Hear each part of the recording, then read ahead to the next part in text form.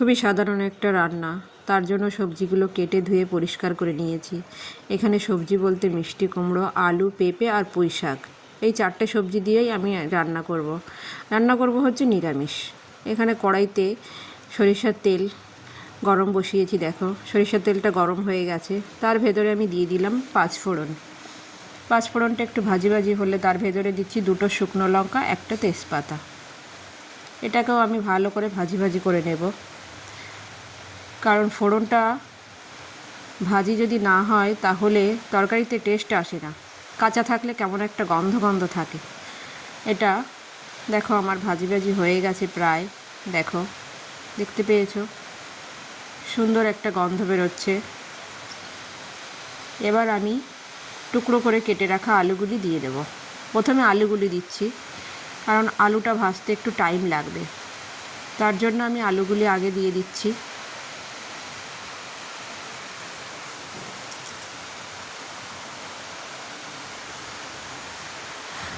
সমস্ত আলুগুলি দিয়েই আমি ভাজি ভাজি করে নেব।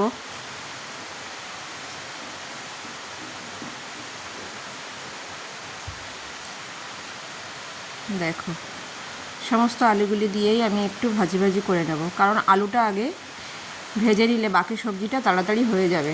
এই যে আমার আলুটা ভাজি হয়ে গেছে। তার ভেতরে আমি কেটে রাখা পেঁপেগুলো দিয়ে দিলাম। আলুর পরেই পেঁপে দিয়েছি। এটাও আমি আলুর সঙ্গে ভালো করে ভেজে নেব। দেখো আলু আর পেঁপেটা ভালো করে ভাজি ভাজি হয়ে যাচ্ছে। এরপরে আমি কাঁচা লঙ্কার পেস্ট দিয়ে দিলাম। সবাই সাধারণত জানে আমি লঙ্কা চেরা ব্যবহার করি না, আমি পেস্টই ব্যবহার করি। তাই আমি এখানে পরিমাণ মতো লঙ্কার পেস্ট দিয়ে দিলাম। দেখো লঙ্কাটার সঙ্গেও সবজিগুলো ভাজি ভাজি হয়ে গেছে। এরপরে কেটে রাখা পুঁই শাক আর হচ্ছে মিষ্টি কুমড়োটাও দিয়ে দেব। দিয়ে ভালো করে নাড়াচাড়া করে এটাও আলু আর পেঁপের সঙ্গে ভালো করে ভেজে নেব।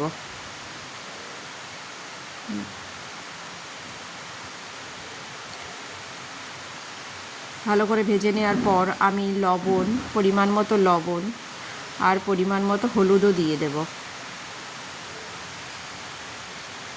বাকি কিন্তু সবজিতে অন্য কোনো মশলা, আদা হোক, টমেটো হোক, অন্য কিছুই যাবে না, কিংবা একটু জিরে গুঁড়ো, ধনে গুঁড়ো তাও কিন্তু দিচ্ছি না। শুধু এইটা দিয়েই রান্না হবে। দেখো এই যে ভাজি হয়ে গেছে, লবণ হলুদ দিয়ে, লঙ্কা দিয়ে, সবজি দিয়ে ভাজি ভাজি হয়ে গেছে। এবার আমি অল্প পরিমাণে জল দেব, বেশি জল দেব না। আমি এখানে সবজিটা একটু ঘন্টর মতোই, মানে কাদা কাদা মতো করব, সেই জন্য বেশি জল দিলাম না। দেখো জল দিয়ে জলটা ফুটে উঠেছে। আমি এটাকে ঢেকেও দেব না, কারণ ঢেকে দিলে সমস্ত সবজিটা তাড়াতাড়ি গলে যাবে, প্লাস জলটা টানবে না। তাই আমি এখানে ঢাকনা ছাড়াই সবজিটা এইভাবেই সিদ্ধ করে নেব। দেখো এই যে আস্তে আস্তে করে জালটা কিন্তু ফুল ফ্লেমেই দিতে হবে।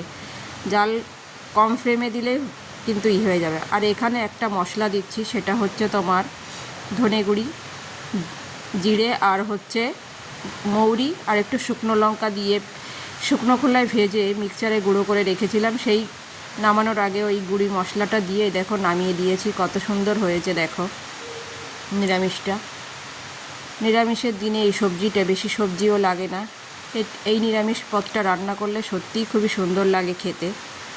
অল্প পরিমাণে সবজি দিয়ে, অল্প মশলা দিয়ে তৈরি হয়ে গেল।